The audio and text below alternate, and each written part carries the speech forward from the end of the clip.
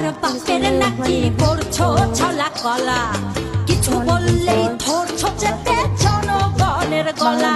ও দেশটা তোমার বাপের নাকি করছো ছলা কলা।